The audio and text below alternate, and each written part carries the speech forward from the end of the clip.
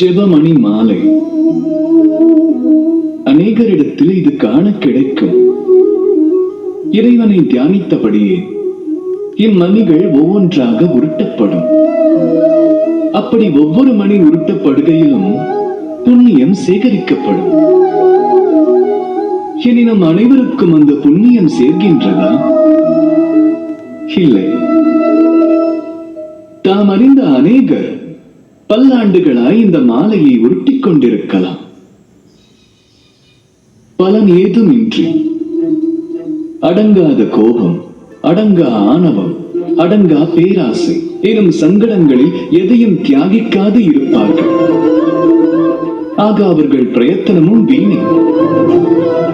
அதற்கு காரணம் சிந்தித்ததுண்டா?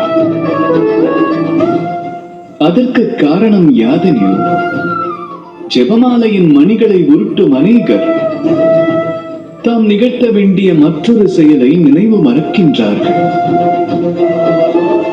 அதுவே மனமாற்றம்.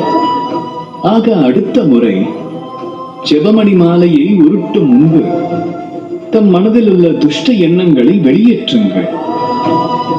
உள்ளே குடிக்கொண்டிருக்கும் தீய சிந்தனைகள் அனைத்தையும் நெருப்பிட்டு பொசுக்குங்கள். அகலட்டும் தீமை தம் அகத்திலிருந்து. அதுவே அருளும் தமக்கு நல்ல அமைதி.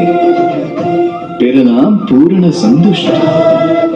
ஆக பலனாய் பெருக்கெடுக்கும் அன்பு.